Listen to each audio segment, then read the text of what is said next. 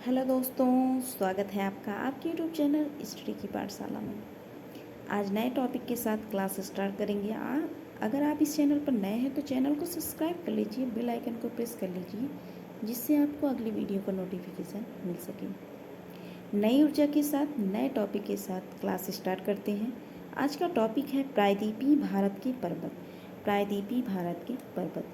प्रायद्वीपीय भारत के पर्वत में हम सबसे पहले पर्वत देखेंगे और उनकी सबसे ऊंची चोटी, उनकी कौन सी ऊंची चोटियाँ हैं। तो सबसे पहले आप मैप में देख सकते हैं,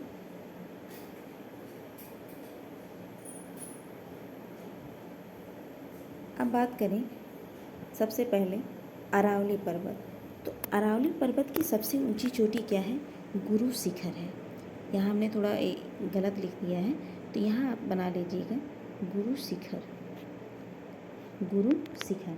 तो अरावली पर्वत की सबसे ऊंची चोटी गुरु शिखर है और जिसकी ऊंचाई क्या है? 1727 मीटर है।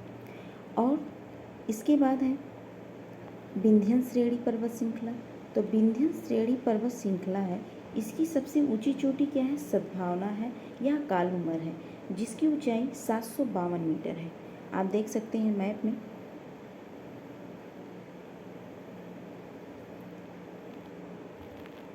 और उसके बाद है सतपुड़ा पर्वत श्रृंखला। क्या है उसके बाद? सतपुड़ा पर्वत श्रृंखला। ये क्या है? सतपुड़ा पर्वत श्रृंखला। तो सतपुड़ा पर्वत श्रृंखला की सबसे ऊंची चोटी क्या है? धूपगढ़ है। धूपगढ़ है, जिसकी ऊंचाई 1350 मीटर है। इसके बाद है पश्चिमी घाट। पश्चिमी घाट की सबसे ऊंची चोटी क्या है? अनाईमुदी है और इसकी जो ऊंचाई क्या है? 2695 मीटर है। उसके बाद है पूर्वी घाट। तो पूर्वी घाट आप देख सकते हैं मैप में। पूर्वी घाट की सबसे ऊंची चोटी क्या है? जिंदा गाड़ा है और उसकी ऊंचाई क्या है? 1690 मीटर। 1690 मीटर। तो एक बार रिपीट कर लेते हैं फटाफट। तो सबसे पहले हमने देखा मैप में अरावली पर्वत। तो अरावली पर्वत मैप में देख सकते हैं अरावली पर्वत कहाँ है। तो अरावली पर्वत का जो विस्तार है गुजरात प्लस राजस्थान और प्लस उसके बाद हरियाणा और दिल्ली। तो अरावली पर्वत की सबसे ऊंची चोटी क्या है? गुरु शिखर है। यहाँ थोड़ा ये गलत लिख दिया गया है, तो आप बनाएंगे गुरु शिखर। तो इसकी ऊंचाई क्या है? 1727 मीटर है। उसके बाद हमने देखा क्या? विंध्यन पर्वत। उसके उसी क्रम में नीचे आएंगे तो विंध्यन पर्वत। तो विंध्यन पर्वत की सबसे ऊंची चोटी क्या है? सद्भावना या कालूमर है, जिसकी ऊंचाई क्या है? 752 मीटर है। उसके बाद है सतपुड़ा पर्वत श्रृंखला। तो सतपुड़ा जो पर्वत श्रृंखला है, इसकी सबसे ऊंची चोटी क्या है? धूपगढ़ है और इसकी जो ऊंचाई क्या है? 1350 मीटर है। उसके बाद है पश्चिमी घाट पर्वत श्रृंखला। तो पश्चिमी घाट पर्वत श्रृंखला की सबसे ऊंची चोटी क्या है? अनाईमुदी है। तो इसकी जो ऊंचाई क्या है? 2695 मीटर है। उसके बाद देखा हमने पूर्वी घाट। तो पूर्वी घाट जो उसकी सबसे ऊंची चोटी क्या है? जिंदा गाड़ा है। पूर्वी घाट की सबसे ऊंची चोटी क्या है? जिंदा गाड़ा है और इसकी ऊंचाई क्या है? 1690 मीटर है। अब आगे बात करें अरावली पर्वत। क्या?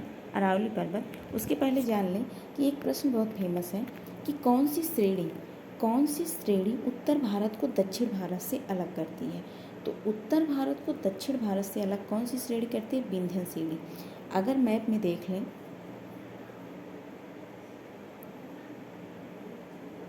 कौन सी श्रेणी अलग कर रही है, तो विंध्यन श्रेणी जो है यह उत्तर भारत, ये क्या है?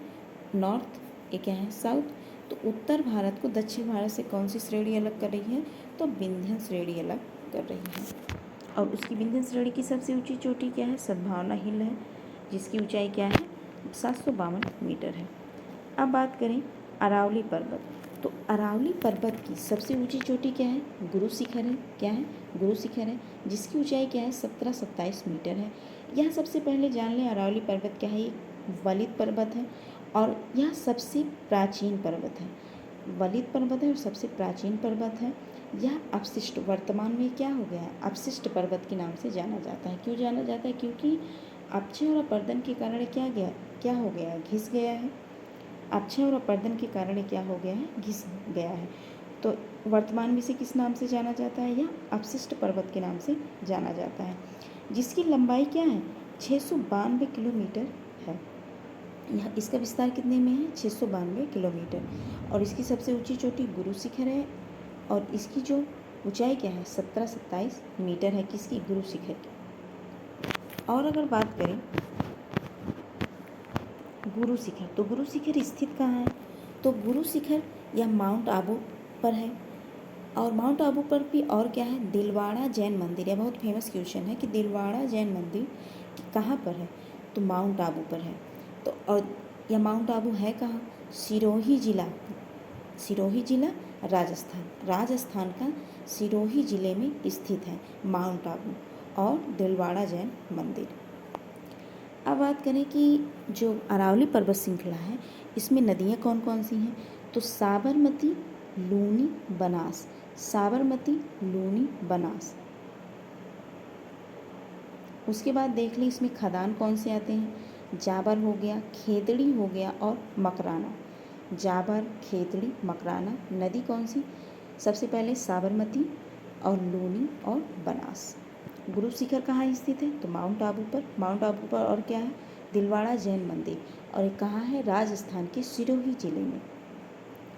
और आगे बात करें कि अब जो अरावली पर्वत श्रृंखला है इसमें कौन कौन सी श्रेणियाँ आती हैं? कौन कौन सी श्रेणी आती है?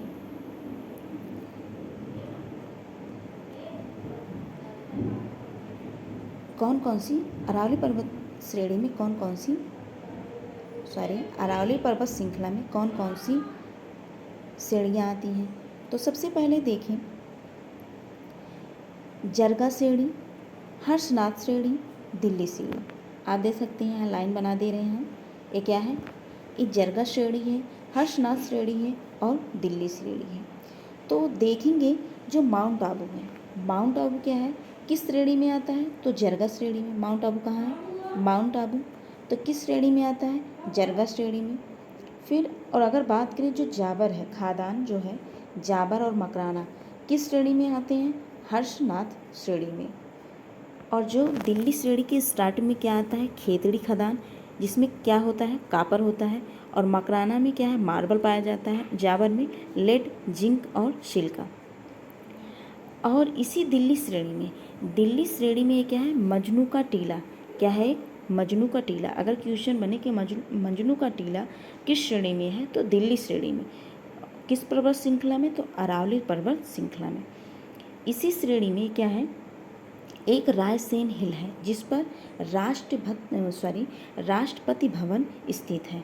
तो दिल्ली श्रेणी में रायसेन हिल पर राष्ट्रपति भवन स्थित है। और इसका जो विस्तार है अरावली पर्वत का, गुजरात से लेकर कहाँ तक? दिल्ली तक। इसके बीच में क्या है? जरगा श्रेणी क्या? गुजरात और राजस्थान वाला भाग हो गया। हर्षनाथ श्रेणी राजस्थान वाला भाग हो गया। और दिल्ली श्रेणी क्या है? राजस्थान, हरियाणा और दिल्ली। तो सबसे ज़्यादा इसका जो अरावली पर्वत का सबसे ज़्यादा विस्तार कहाँ मिलता है? तो सबसे ज़्यादा विस्तार राजस्थान में मिलता है।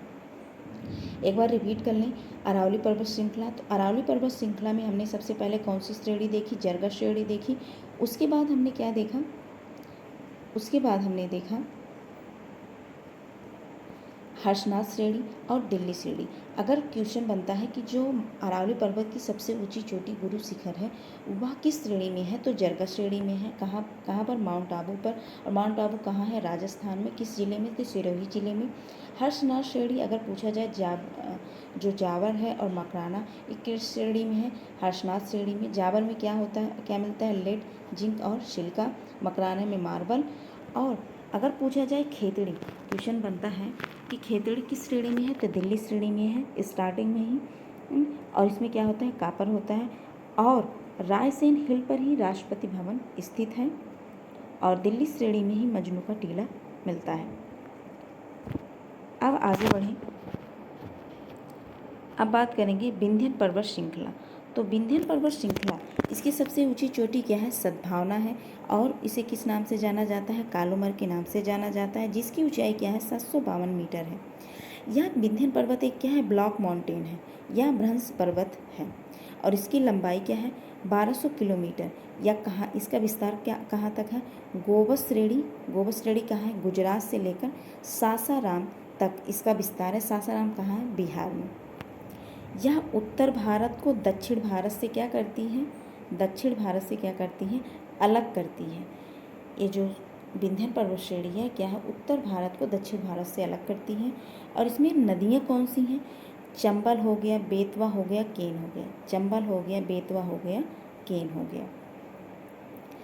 तो विंध्य पर्वत की सबसे ऊंची चोटी सद्भावना या कालोमर है। इसकी ऊंचाई क्या है? 752 मीटर है। 752 मीटर। यह एक क्या है? Block mountain. ब्लॉक माउंटेन को और क्या कहा जाता है? भ्रंश पर्वत। और इसकी लंबाई क्या है? 1200 किलोमीटर। यह इसका विस्तार कहाँ तक है? कहाँ से कहाँ तक? गोबस श्रेणी से सासाराम तक विस्तार है। इसमें नदियाँ कौन सी हैं? चंबल, बेतवा, केन। चंबल, बेतवा, केन। अब आगे बात करें विंध्य पर्वत की। तो विंध्य पर्वत श्रृंखला में कौन कौन सी श्रेणी आती है? तो विंध्य पर्वत में श्रृंखला में कौन कौन सी श्रेणियाँ मिलती हैं? तो गोबस श्रेणी, ग्वालियर श्रेणी, भारनेर श्रेणी, कैमूर श्रेणी। कौन कौन सी श्रेणी?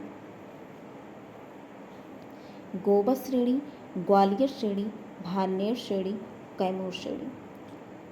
तो अगर पूछा जाए जो विंध्य पर्वत श्रृंखला की सबसे ऊंची चोटी सद्भावना है वह किस श्रेणी में आती है? तो भारनार श्रेणी में। भारनेर श्रेणी में विंध्य पर्वत श्रृंखला की सबसे ऊंची चोटी पाई जाती है। और बात करें जो चंबल नदी है, ग्वालियर श्रेणी में ही जाना पाव हिल पाई जाती है। जाना पाव पहाड़ियाँ किस श्रेणी में पाई जाती हैं? ग्वालियर श्रेणी में। यहीं से क्या होता है? चंबल नदी निकलती है। और इसी का हिस्सा जो एक पारसनाथ की पहाड़ियाँ हैं इसी का हिस्सा है। पारसनाथ की पहाड़ियाँ किसका हिस्सा है? तो विंध्य पर्वत श्रृंखला का हिस्सा है। पारसनाथ पहाड़ियाँ कहाँ पाई जाती हैं? तो झारखंड में। झारखंड में ही पारसनाथ पहाड़ियाँ पाई जाती हैं। हमने विंध्य पर्वत श्रृंखला में सबसे पहली श्रेणी देखी गोबस श्रेणी।